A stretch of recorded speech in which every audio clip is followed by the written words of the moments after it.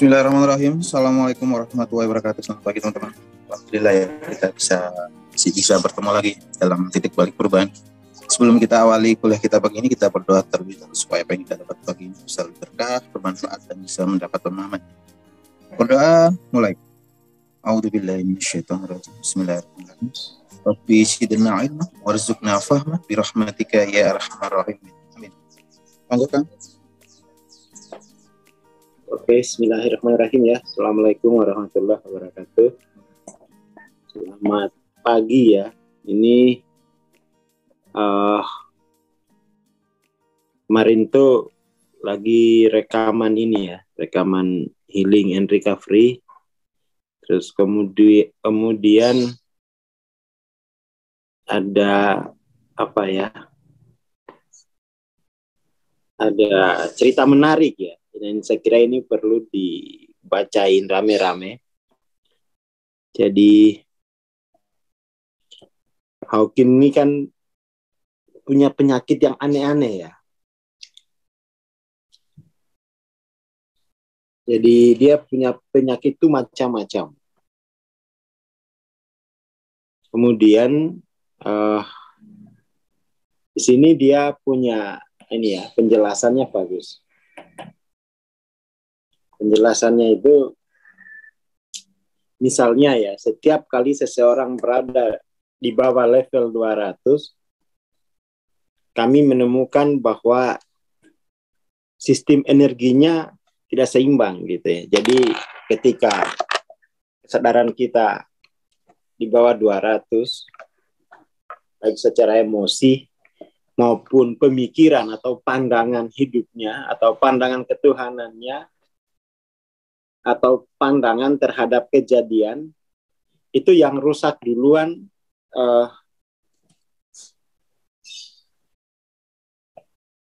adalah sistem ya, meridian akupunkturnya gitu. Misalnya setiap kali ia memiliki pikiran atau perasaan negatif sebagai akibat dari sistem keyakinan negatif, maka dia merusak meridian jantungnya ya. Contoh, atau paru-paru. Seiring waktu, setiap kali ia membenci, mengasihani diri, atau mencela orang lain, tindakan itu mengacaukan energi, dan energi yang kacau tersebut mengalir ke meridian jantung. Jadi dari kesadaran, ke pikiran, masuk ke tubuh melalui jalur meridian ini. Kemudian, ini bukan energi hidup ya, life energy ya. Life energy itu ya meridian itu. Life energy dari jantung pun terganggu dan pengulangan yang terus-menerus akan mengubah fisiologinya.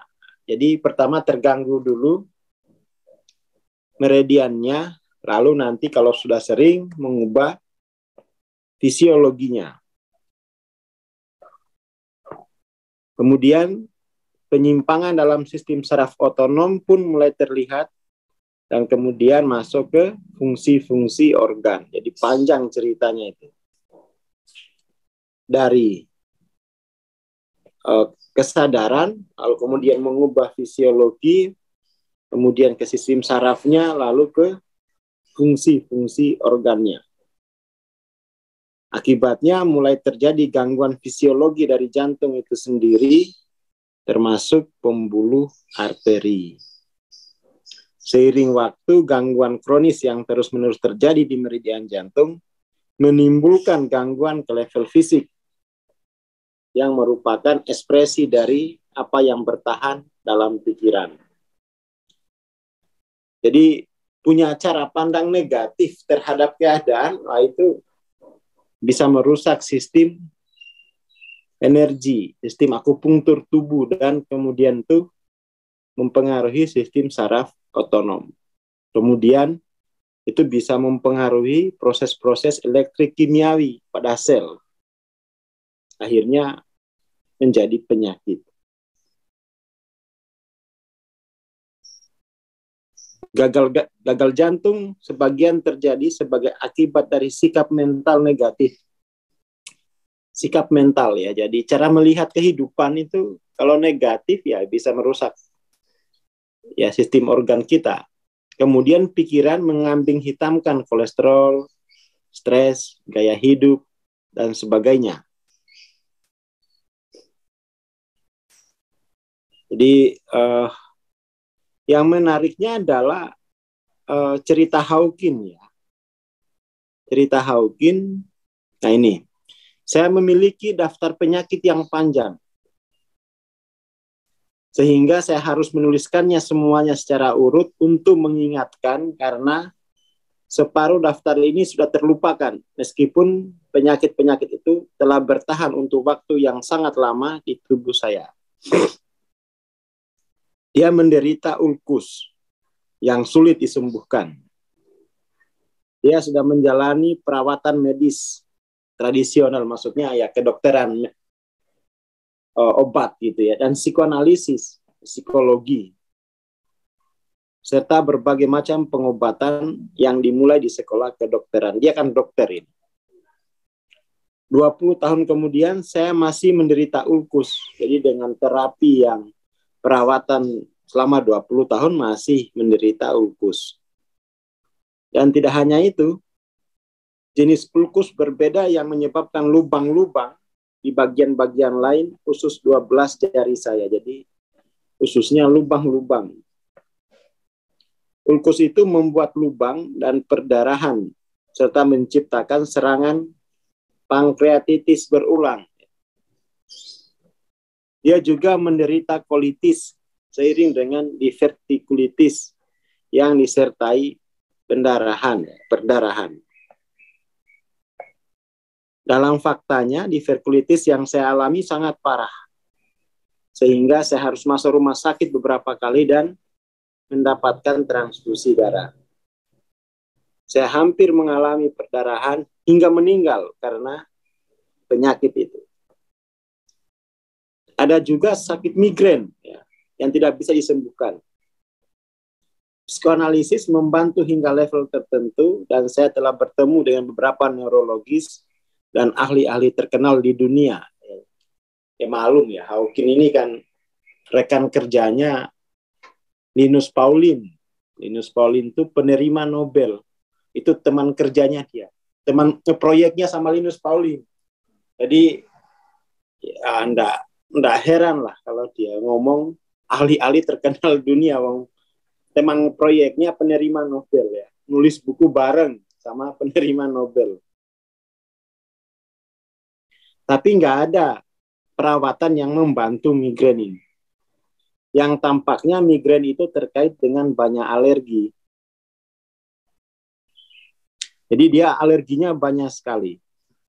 Saya juga mengalami sindrom Raynaud ya, apa ini? Juga mengalami sindrom Raynaud ini yang mengganggu aliran darah ke tangan dan kaki. Dan saya menderita gangren di ujung kaki. Gangguan sirkulasi di tangan dan kaki dan selalu kedinginan setiap saat. Dia juga menderita gout dan asam urat yang parah. Halo asam urat. Ya. Tentu saja saya menjalani diet untuk mengatasinya. Saya menderita artritis gout dan membawa tongkat serta obat-obatan di bagasi mobil. Jadi dia kemana-mana itu bawa tongkat karena kalau dia ada serangan itu tiba-tiba itu bisa melumpuhkan. Ini daftar penyakitnya dulu ya. Dia juga menderita hipoglikemia parah. Nah, bisa makan gula, permen atau karbohidrat kompleks. Sebagai tambahan untuk alergi, ulkus, divertikulitis, masalah-masalah pencernaan lain, pankreatitis, dan terkadang masalah kantong empedu. Semua penyakit diborong sama Simba ini. Yang itu membuat dia tidak banyak yang bisa dia makan gitu. Ketika ke restoran, satu-satunya yang bisa saya makan aman adalah selada dalam salad. Apa selada itu ya? Sayur. Ya Allah, hanya makan sayur. Padahal kayanya ini.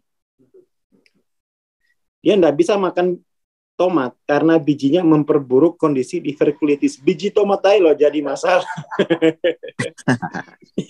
Yang membuat saya harus menjalani rawat inap dan transfusi darah. Ya, gara-gara makan biji tomat, rawat inap dan transfusi darah. Dia juga mengalami kelebihan berat badan 50 pon, 25 kilo berarti ya.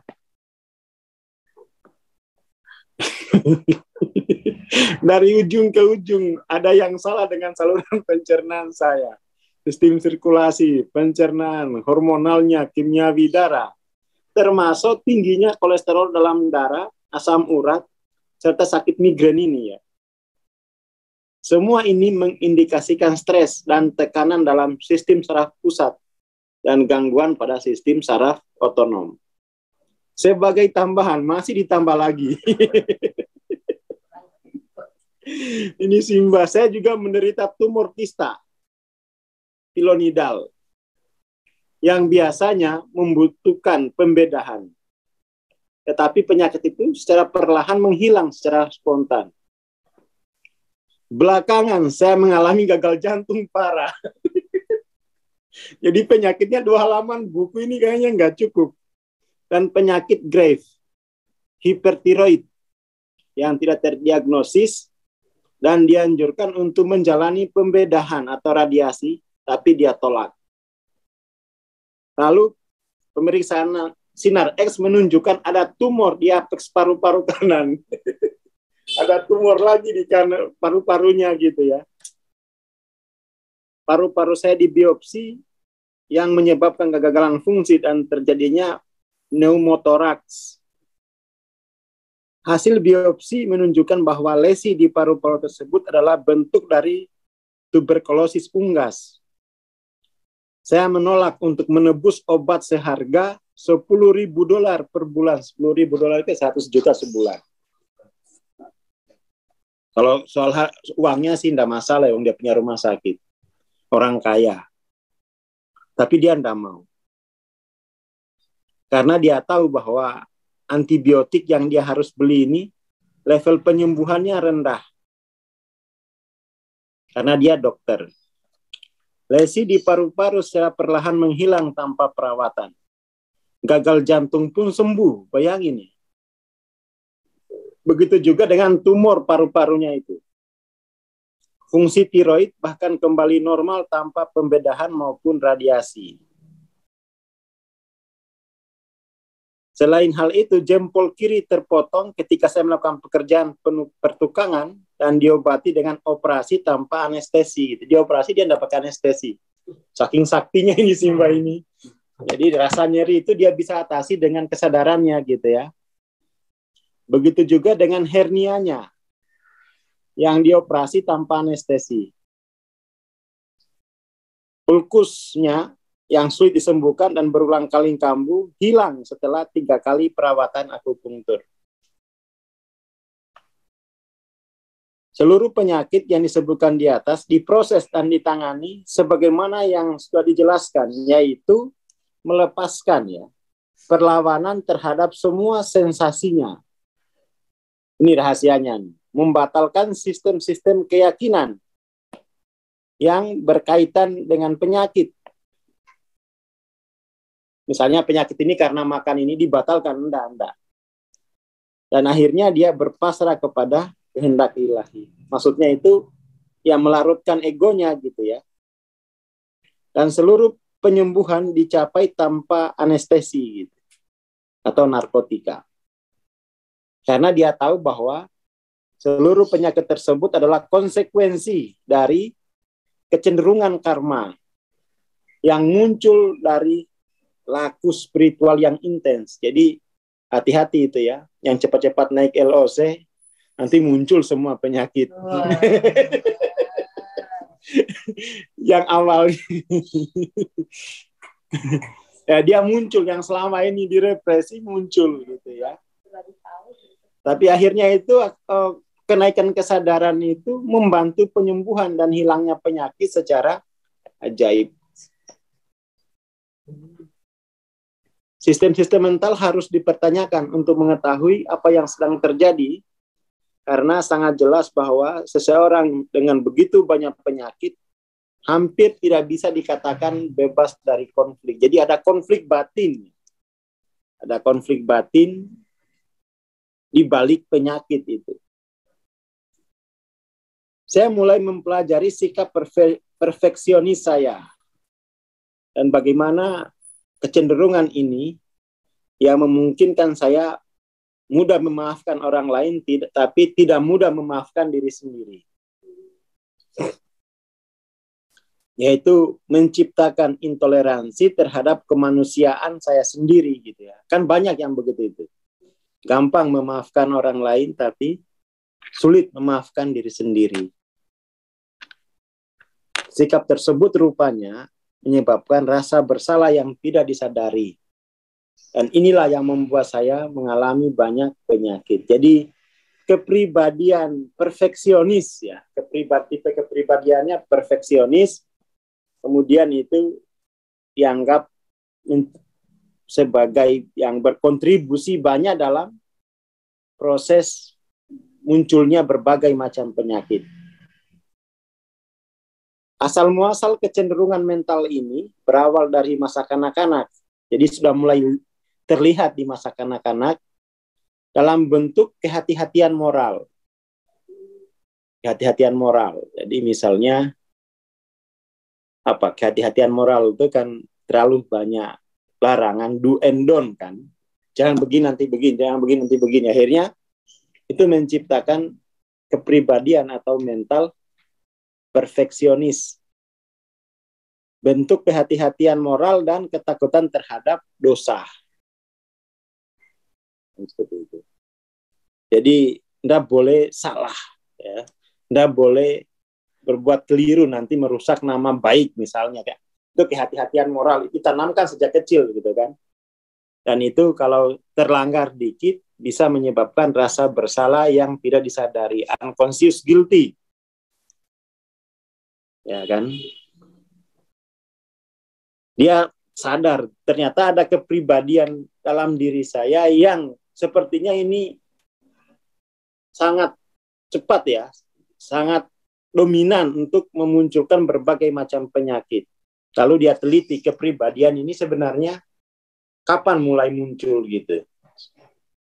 Atau ada budaya apa di lingkungan sehingga memunculkan kepribadian ini. Ternyata ada budaya kehati-hatian moral dan ketakutan terhadap dosa. Ini yang paling penting ini ya. Kayaknya nggak jauh-jauh ini deh. Nggak jauh-jauh dari masyarakat kita juga begitu. Apalagi orang desa kan. Pokoknya jangan sampai kamu merusak nama orang, di wanti-wanti gitu. Jangan sampai berbuat salah. Ya. Ada kepribadian semacam itu. Perfeksionis. Akhirnya apa? Ketika perfeksionis kayak begitu, ia mudah memaafkan orang lain, tapi sulit memaafkan dirinya sendiri. Kemudian dia sadar ya, dia harus batalkan keyakinan semacam itu. Saya harus siap dan rela untuk menerima, mencintai, dan memaafkan kemanusiaan saya sendiri. Mengetahui bahwa adalah manusiawi memiliki perasaan yang tidak sempurna dan berhenti ya, menyerang diri sendiri karena menjadi manusia. Karena itu saya harus rela menerima sisi kemanusiaan saya.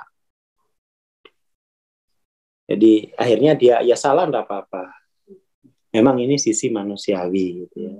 Bukan tidak boleh salah. Ya sih, kalau salah sisi manusiawi. Tinggal bagaimana sisi ilahinya yang harus diperkuat, bukan kemudian itu merepresi sisi manusiawi. Harusnya itu sisi keilahiannya yang dimunculkan, bukan, tapi kan kalau di budaya itu yang direpresi sisi manusiawi. Akhirnya menimbulkan kepribadian perfeksionis. Ilusi maha suci jadinya. ilusi maha suci. Jadi salah itu tidak apa-apa. Diterima bahwa memang ya salah. Dengan catatan harus diperkuat sisi keilahiannya. Jadi diterima sisi manusiawinya, tetapi mestinya budaya itu memperkuat aktualisasinya sisi keilahiannya. Jadi bukan sisi manusiawi itu yang direpresi gitu ya. Sisi keilahiannya tidak dikenalkan gitu. Itu kemudian menciptakan kepribadian yang tidak seimbang. Kemudian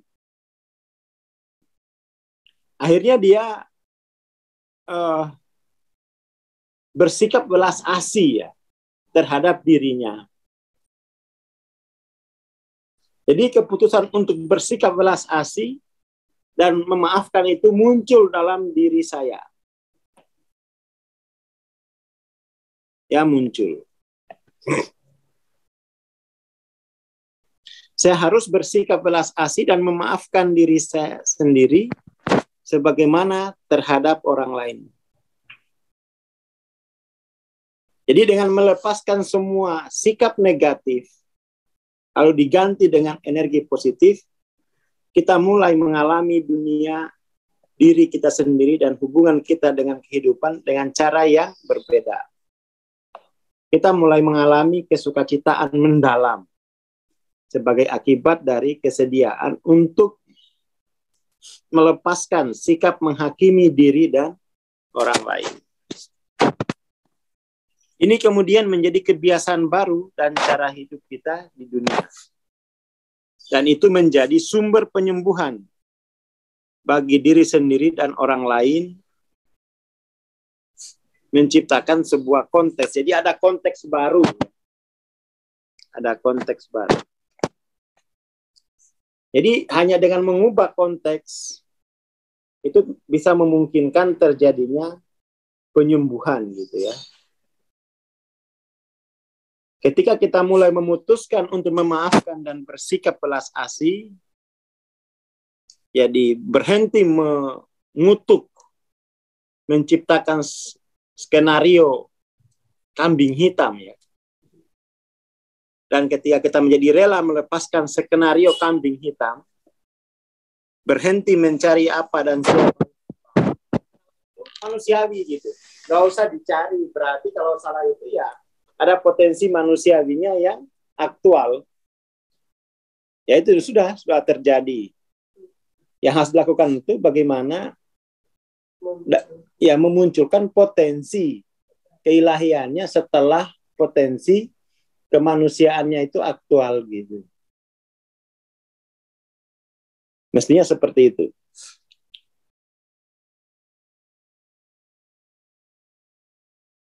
Nah, beberapa orang yang terlibat dalam laku spiritual atau studi metafisik kadang menyalahkan diri mereka atas penyakit yang mereka alami. Wah, LOC sudah 500 malah kau sakit-sakitan ya. Dulu masih LOC 150 malah nggak apa-apa. Ya bisa begitu itu.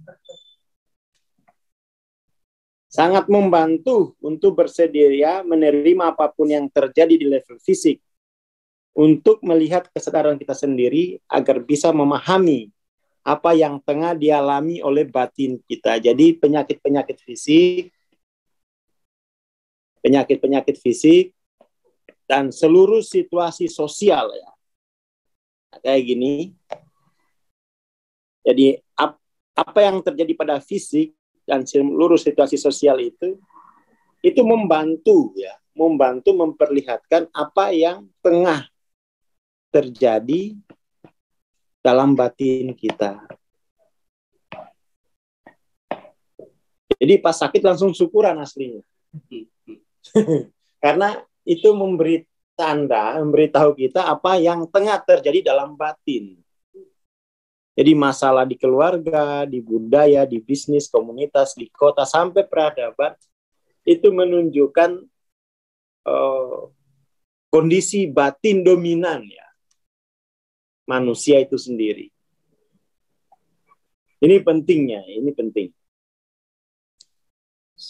Dengan mengetahui kondisi batinnya, lalu kita memasuki untuk melakukan koreksi, maka kita masuk ke dalam inti yang itu, ya inti yang bisa memicu penyembuhan secara spontan. Jadi tengah terjadi dalam batin untuk bisa dikenali, kemudian dipahami, lalu disembuhkan. Tapi kadang-kadang itu kita tidak mengakui bahwa sakit fisik tertentu atau sakit fisik atau keadaan sosial itu bukan, tidak diakui sebagai gambaran dari dalam batin kita sendiri. Oh, enggak, saya ini aja, saya rajin sholatnya, saya rajin puasanya. Iya, tapi kan itu loh terlihat jelas, ya kan? Terlihat jelas. Enggak, ini pasti karena makanan aja, yang salah makan aja. Jadi ada penyangkalan bahwa yang terjadi itu hanya menunjukkan kondisi batin kita. Ya kan? Penyangkalan itu. Karena memang di masyarakat kita itu berat. Kalau katakan Pak Haji, lalu kena penyakit darah tinggi, oh enggak, saya enggak pemarah, saya rajin sholat gitu ya. Iya, tapi darah tinggi itu kan kondisi batin Pak Haji. Oh enggak, ini karena kemarin makan sate aja. Akhirnya kambingnya yang akhirnya kambingnya yang salah. Ini bagus nih ya. Iya, makin progresif itu makin nampak konflik batin itu. Makin nampak.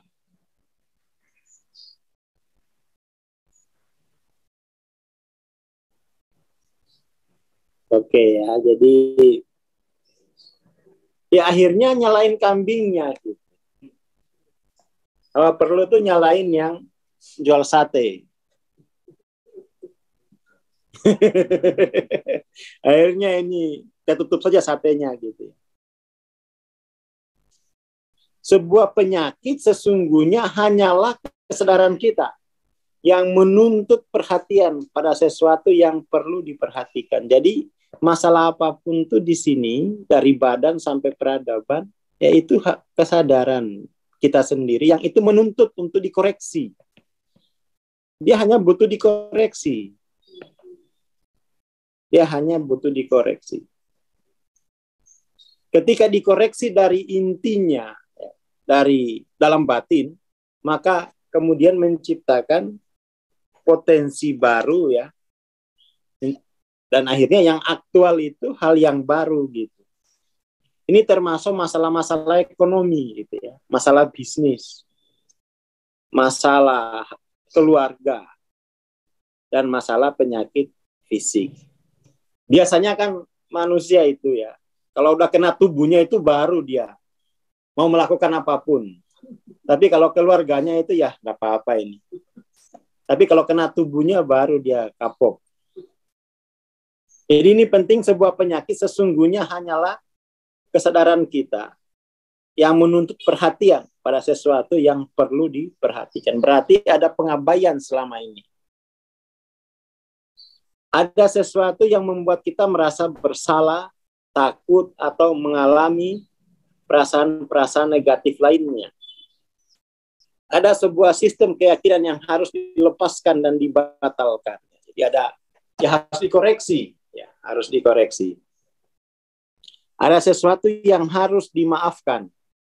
Ada sesuatu dalam diri kita yang harus dicintai. Sehingga kita berterima kasih pada apapun yang menimpa diri kita. Ya akhirnya itu berterima kasih dulu.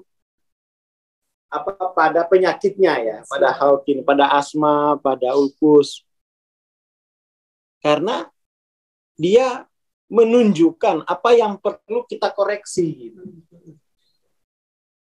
Jadi penyakit itu bukan musuh, dia adalah intel kita sendiri.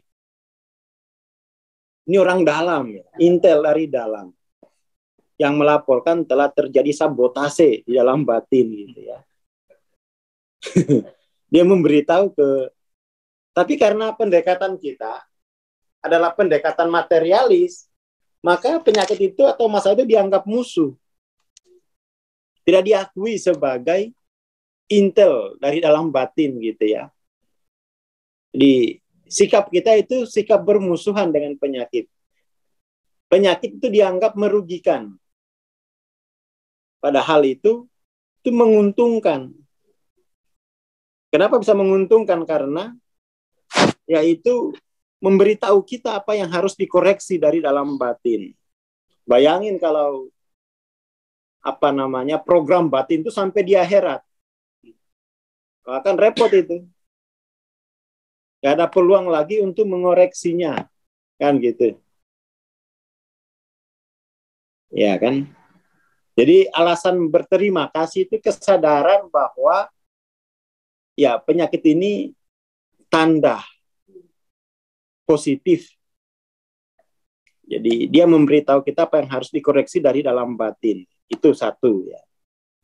Termasuk masalah-masalah lain. Dari badan sampai peradaban itu, ya itu semua hanya tampilan dari sikap batin kita sendiri. Jadi mulai berterima kasih dia kepada penyakitnya.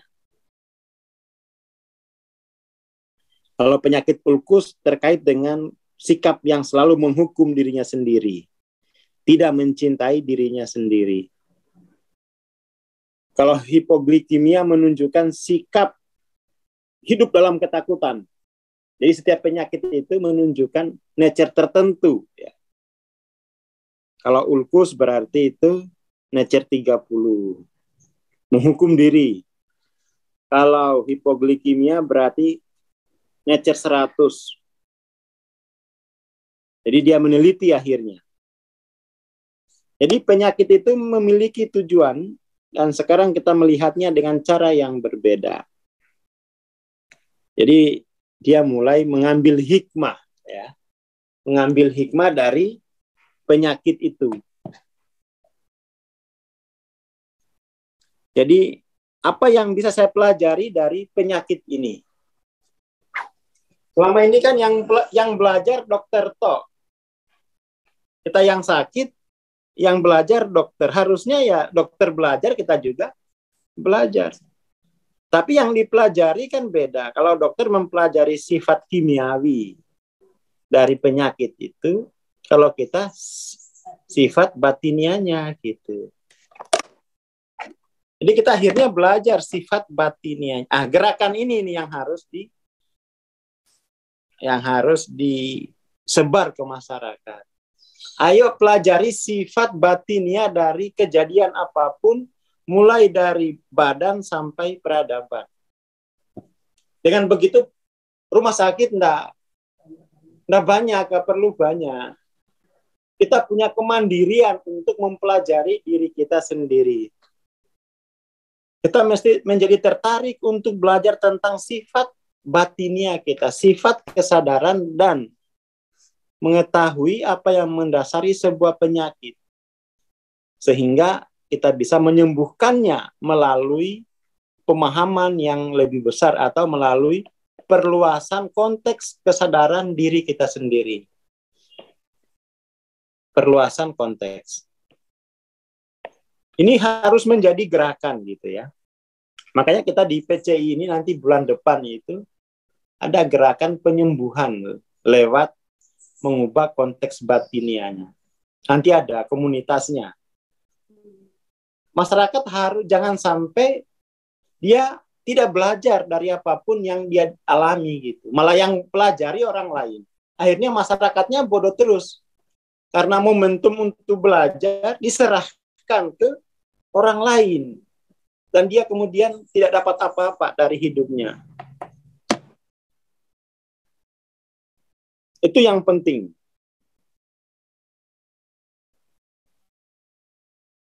Itu yang penting. Jadi ini ya mulai bulan besok lah setelah 17 itu. Ya masyarakat harus belajar. Walaupun tidak kuliah kedokteran, tapi dia punya perspektif lain dalam memahami penyakit gitu.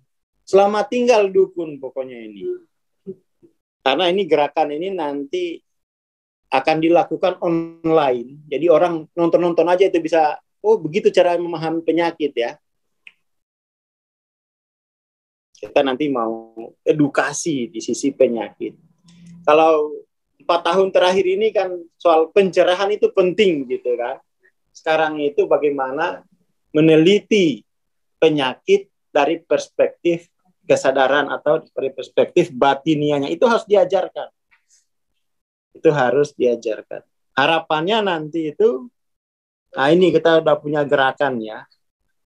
Jadi di Jepang itu melahirkan Super Smart Society, konsep Society 5.0 gitu ya.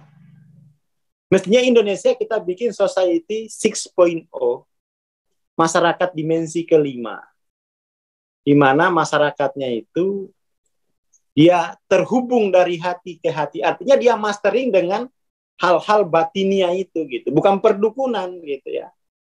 Bagaimana kemudian mempelajari hubungan, katakan penyakit dengan sikap batin, itu harus kita gerakan dari sini sebenarnya. Kalau 5.0 ini kan masyarakat memanusiakan manusia ini melalui teknologi informasi, melalui artificial intelligence. 6.0 ini mengilahikan manusia. Tinggal ditambahin aja kan. Nah, ini kita mulai dari sekarang, tambahin sendiri nih. Kita tambahin 6.0 gitu ya. Jangan kalah sama bangsa-bangsa lain itu menciptakan 5.0. Di mana memanusiakan manusia. Manusia tidak perlu banyak kerja, cukup mesin yang kerja. Berhenti di situ dia. Lah kita kan mestinya mengilahikan yang manusia itu. Jadi pada manusia itu dia hidup di sini untuk memperagakan kemuliaan Tuhannya. Nah, itu masyarakat dimensi kelima. Kita ini butuh dukungan ini ya. Rame-rame akhirnya bangsa kita menjadi bangsa yang 6.0 gitu. Jadi lebih maju dari bangsa lain.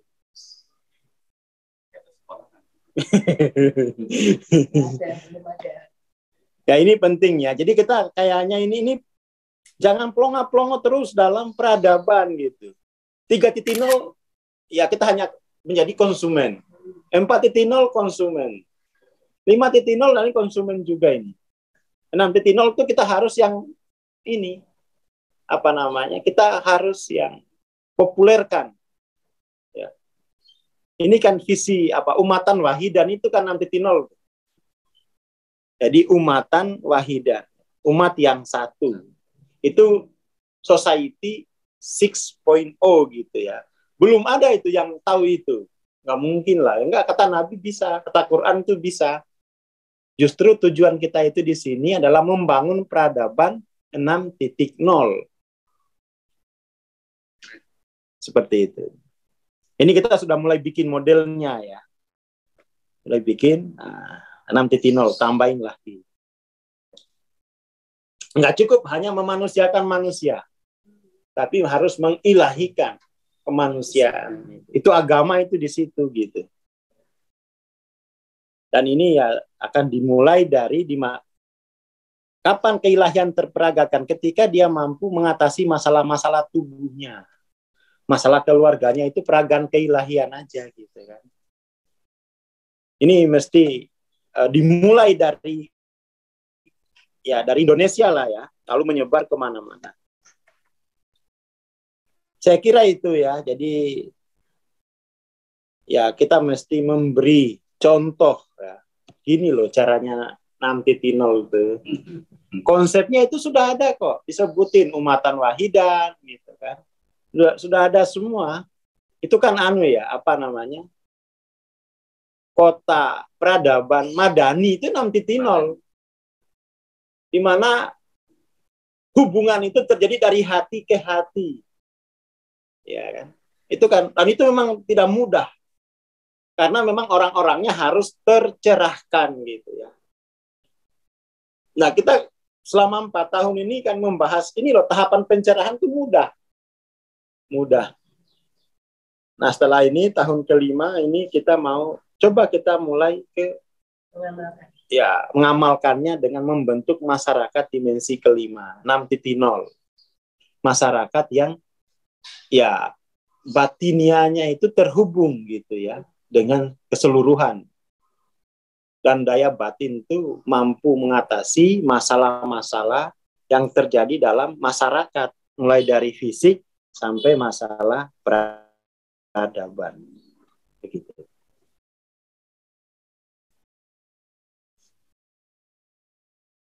Oke, itu dulu ya untuk pagi ini. Wah, malah pakai Honda. 5.0 umatan wahidah nih, wah. Malah slogannya Honda. Umatan wahidan, tapi umatan wahidan aja lah ya. One Heart Society gitu. Malah jadi promosinya Honda. Ini masyarakat dimensi kelima gitu. Ya, itu mesti kita dari Indonesia mestinya mencontohkan itu. Oh iya, itu dari Indonesia mestinya itu kita wujudkan. Ya memang kita tidak berpartisipasi dalam revolusi teknologi, tapi kita akan berpartisipasi terhadap dunia lewat revolusi masyarakat itu lebih tinggi. Itu agama itu dimulai dari revolusi masyarakat, revolusi budaya. Karena itu yang paling menyentuh jiwa itu budaya. Teknologi kan hanya membantu memperluas anggota tubuh kita kan. Tapi kalau masyarakat itu bisa menjebak jiwa kita gitu. Nah, ini yang harus kita gerak gitu ya. Ini perlu dibikin panitia ini ya, panitia nasional lah pokoknya ini. Dari teman-teman kayaknya kita perlu bikin apa ya istilahnya ini, komite 6.0 gitu ya, dari kota ke kota. Ya, harus dibikin. Nggak apa-apa, nggak lahir dari kampus, lahir dari masyarakat gitu kan. Kalau dari kampus kan dia paling 5.0 bisanya. Ini rencana itu saya mau apa ya? Ya ide ini itu dibicarakan dengan tokoh-tokoh agama, lintas suku gitu ya. Lintas pondok pesantren. Jadi ayo kita bikin dari hati ke hati. Nanti kita bikin kurikulum tazkiyatun nafsnya. Bagaimana jiwa itu menjadi cepat tercerahkan dan mampu memperagakan kemuliaan Tuhannya pada seluruh aspek kehidupan sosialnya, mulai dari tubuhnya sampai peradabannya. Nggak usah pakai dana, kita gerakan swadaya aja kan. Ini kan dakwah, ya kan? Dakwah agama kan gitu. Nggak usah bikin negara, tapi bikin hati itu tercerahkan. Ya, kita mau bikin negara lagi, gitu kan. Udah gini aja, udah cukup. Yang penting hatinya itu terhubung dengan sesama manusia, terhubung dengan keilahiannya, gitu kan.